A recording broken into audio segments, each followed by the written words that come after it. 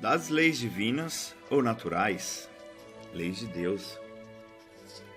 Nos capítulos anteriores, abordamos da lei divina ou natural, desdobrando-se dela, da lei de adoração, da lei do trabalho, da lei de reprodução, da lei de conservação, da lei de destruição, da lei de sociedade, da lei do progresso, da lei de igualdade e hoje no capítulo 10, da lei de liberdade. Dentro da lei de liberdade abordaremos 1. Liberdade natural, 2. Escravidão, 3. Liberdade de pensar, 4. Liberdade de consciência, 5. Livre-arbítrio, 6. Fatalidade, 7. Conhecimento do futuro, 8. Resumo teórico do móvel das ações humanas. Liberdade natural. A pergunta 825 do Livro dos Espíritos, Kardec questiona: haverá no mundo posições em que o homem possa jactar-se de gozar de absoluta liberdade? Resposta dos Espíritos: não, porque todos precisais uns dos outros, assim os pequenos como os grandes. Questão 828. Pergunta de Kardec: como se podem conciliar as opiniões liberais de certos homens com o despotismo que costumam exercer no seu lar e sobre os seus subordinados? Resposta dos Espíritos: eles têm a compreensão da lei natural, mas contrabalançada pelo orgulho e pelo egoísmo. Quando não representam calculadamente uma comédia, sustentando princípios liberais, compreendem como as coisas devem ser, mas não as fazem assim. Escravidão. É contrária à lei de Deus toda sujeição absoluta de um homem a outro homem. A escravidão é um abuso da força. Desaparece com o progresso, como gradativamente desaparecerão todos os abusos. O mal é sempre o mal, e não há sofisma que faça se torne boa uma ação má. A responsabilidade, porém, do mal é relativa aos meios de que o homem disponha para compreendê-lo. Aquele que tira proveito da lei da escravidão é sempre culpado de violação da lei da natureza. Mas aí, como em tudo, a culpabilidade é relativa. Tendo-se a escravidão introduzido nos costumes de certos povos, possível se tornou que, de boa fé, o homem se aproveitasse dela como de uma coisa que lhe parecia natural. Entretanto, desde que mais desenvolvida e, sobretudo, esclarecida pelas luzes do cristianismo, sua razão lhe mostrou que o escravo era um seu igual perante Deus. Nenhuma desculpa mais ele tem. 3. Liberdade de pensar. No pensamento, goza o homem de ilimitada liberdade, pois que não há como pôr-lhe peias. Pode-se-lhe deter o voo, porém não aniquilá-lo. Questão 834. Pergunta de Kardec: é responsável o homem pelo seu pensamento? Resposta dos Espíritos: perante Deus é. Somente a Deus sendo possível conhecê-lo, ele o condena ou absolve segundo a sua justiça. 4. Liberdade de consciência. A consciência é um pensamento íntimo, que pertence ao homem, como todos os outros pensamentos. Assim como os homens, pelas suas leis, regulam as relações de homem para homem, Deus, pelas leis da natureza, regula as relações entre ele e o homem. A liberdade de consciência é um dos caracteres da verdadeira civilização e do progresso. Toda crença é respeitável, quando sincera e conducente à prática do bem. Condenáveis são as crenças que conduzam ao mal. Questão 840, pergunta de Kardec: Será atentar contra a liberdade de consciência por óbices a crenças capazes de causar perturbações à sociedade? Resposta dos Espíritos. Podem reprimir-se os atos, mas a crença íntima é inacessível. Reprimir os atos exteriores de uma crença, quando acarretam qualquer prejuízo a terceiros, não é atentar contra a liberdade de consciência, pois que essa repressão em nada tira à crença a liberdade, que ela conserva integral. Questão 841. Pergunta de Kardec.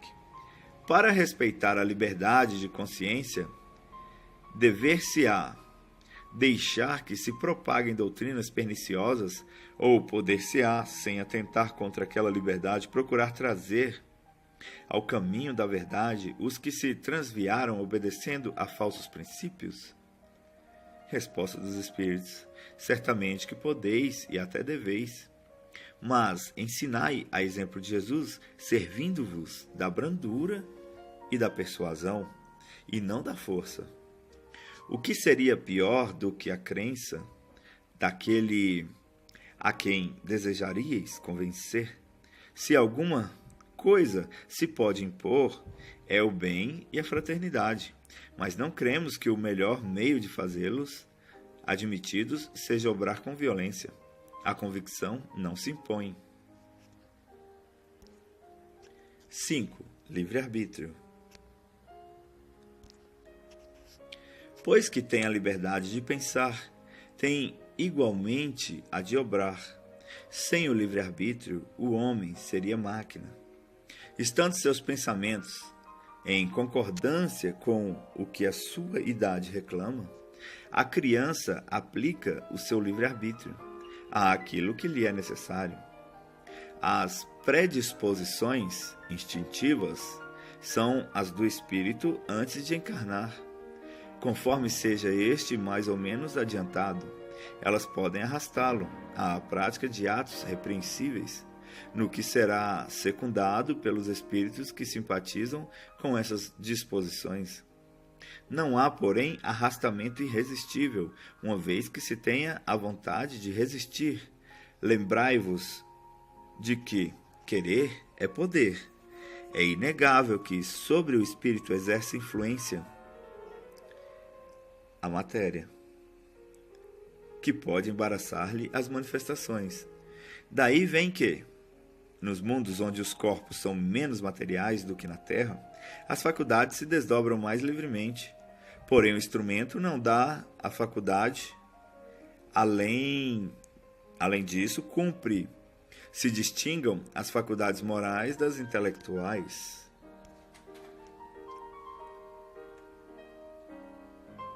Além disso, cumpre se distingam as faculdades morais das intelectuais. Tendo o homem o instinto do assassínio, seu próprio espírito é indubitavelmente quem possui esse instinto e quem lhe o dá. Não são seus órgãos que lhe dão. Já não é senhor do seu pensamento aquele cuja inteligência se acha turbada por uma causa qualquer, e desde então já não tem liberdade. Essa aberração constitui muitas vezes uma punição para o espírito que, porventura, tenha sido noutra existência fútil e orgulhoso, ou tenha feito mau uso de suas faculdades. Pode esse espírito, em tal caso, renascer no corpo de um idiota, como o déspota no de um escravo e o mal rico no de um mendigo.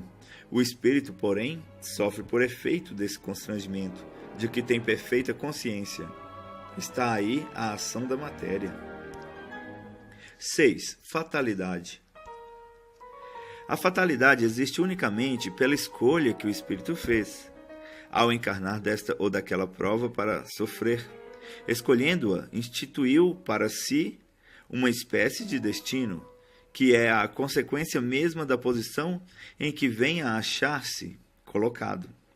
Falo das provas físicas, pois, pelo que toca às provas morais e às tentações, o espírito, conservando o livre-arbítrio quanto ao bem e ao mal, é sempre senhor de ceder ou de resistir. Ao vê-lo fraquear, um bom espírito pode vir-lhe em auxílio, mas não pode influir sobre ele de maneira a dominar-lhe a vontade. Um espírito mau, isto é, inferior, mostrando-lhe exagerando aos seus olhos um perigo físico, o poderá abalar e amedrontar. Nem por isso, entretanto, a vontade do espírito encarnado deixa de se conservar livre de quaisquer peias. Fatal, no verdadeiro sentido da palavra, só o instante da morte o é. Chegado esse momento, de uma forma ou de outra, a ele não podeis furtar-vos. Haverá fatos que forçosamente devam dar-se, mas que tu viste e pressentiste, quando, no estado de espírito, fizeste a tua escolha. Não creias, entretanto, que tudo o que sucede esteja escrito, como costumam dizer. Um acontecimento qualquer pode ser a consequência de um ato que praticaste por tua livre vontade, de tal sorte que, se não o houvesses praticado, o acontecimento não se teria dado. Imagina que queimas o dedo. Isso nada mais é senão resultado da tua imprudência e efeito da matéria. Só as grandes dores, os fatos importantes e capazes de influir no moral, Deus os prevê, porque são úteis à tua depuração e à tua instrução. Ninguém há predestinado ao crime, e que todo crime, como qualquer outro ato, resulta sempre da vontade e do livre-arbítrio. Demais, sempre confundis duas coisas muito distintas: os sucessos materiais da vida e os atos da vida moral. A fatalidade que algumas vezes há só existe com relação a aqueles sucessos materiais cuja causa reside fora de vós e que independem da vossa vontade. Quanto aos atos da vida moral, esses emanam sempre do próprio homem, que, por conseguinte, tem sempre a liberdade de escolher. No tocante, pois, a esses atos, nunca há fatalidade. Questão 866, pergunta de Kardec. Então a fatalidade que parece presidir aos destinos materiais de nossa vida também é resultante do nosso livre-arbítrio? Resposta dos Espíritos. Tu mesmo escolheste a tua prova. Quanto mais rude ela for e melhor a suportares, tanto mais te elevarás. Os que passam a vida na abundância e na aventura humana são espíritos pusilânimes, que permanecem estacionários. Assim, o número dos desafortunados é muito superior ao dos felizes deste mundo, atento que os espíritos, na sua maioria, procuram as provas que lhes sejam mais proveitosas. Eles veem perfeitamente bem a futilidade das vossas grandezas e gozos. Acresce que a mais ditosa existência é sempre agitada, sempre perturbada, quando mais não seja pela ausência da dor.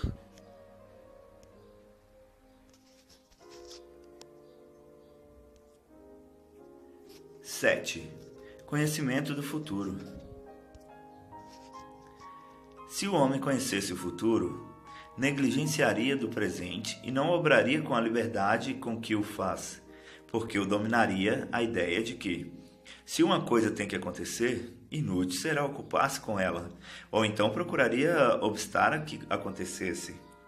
Não quis Deus que assim fosse, a fim de que cada um concorra para a realização das coisas, até daquelas a que desejaria opor-se. Assim é que tu mesmo preparas muitas vezes os acontecimentos que hão de sobrevir no curso da tua existência. Assim sucede entre os homens. Por muito capaz que seja um estudante, por grande que seja a certeza que se tenha de que alcançará bom êxito, ninguém lhe confere grau algum sem exame, isto é, sem prova. Do mesmo modo, o juiz não condena um acusado senão com fundamento no ato consumado e não na previsão de que ele possa ou deva consumar esse ato. Quanto mais se reflete nas consequências que teria para o homem o conhecimento do futuro, melhor se vê quanto foi sábia a providência em lhe ocultar.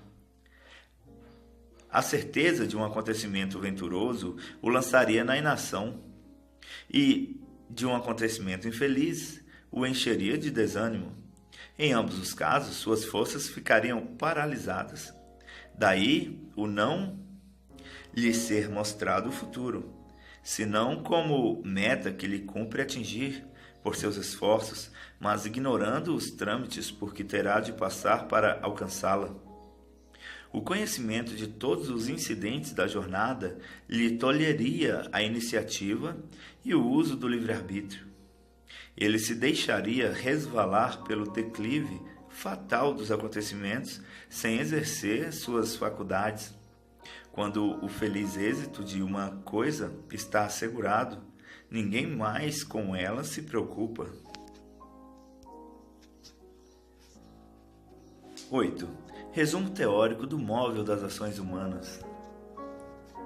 O homem não é fatalmente levado ao mal. Os atos que pratica não foram previamente determinados. Os crimes que comete não resultam de uma sentença do destino. Ele pode, por prova e por expiação, escolher uma existência em que seja arrastado ao crime, quer pelo meio onde se ache colocado, quer pelas circunstâncias que sobrevenham, mas será sempre livre de agir ou não agir. Pelo conhecimento das leis que regem a natureza moral, chegar-se-á a modificá-la, como se modifica a inteligência pela instrução e o temperamento pela higiene. Sem o livre-arbítrio, o homem não teria nem culpa por praticar o mal, nem mérito em praticar o bem. Ele sofre fatalmente todas as vicissitudes dessa existência e todas as tendências boas ou más que lhe são inerentes. Aí, porém, acaba a fatalidade, pois da sua vontade depende ceder ou não a essas tendências. Os pormenores dos acontecimentos, esses ficam subordinados às circunstâncias que ele próprio cria pelos seus atos, sendo que nessas circunstâncias podem os espíritos influir pelos pensamentos que surgiram. Há fatalidade, portanto, nos acontecimentos que se apresentam por serem estes consequência da escolha que o espírito fez da sua existência de homem. Pode deixar de haver fatalidade no resultado de tais acontecimentos, visto ser possível ao homem, pela sua prudência, modificar-lhes o curso. Nunca há fatalidade nos atos da vida moral. No que concerne à morte, é que o homem se acha submetido em absoluto à inexorável lei da fatalidade. Por isso que não pode escapar à sentença que lhe marca o termo da existência, nem ao gênero de morte que haja de cortar a esta o fio.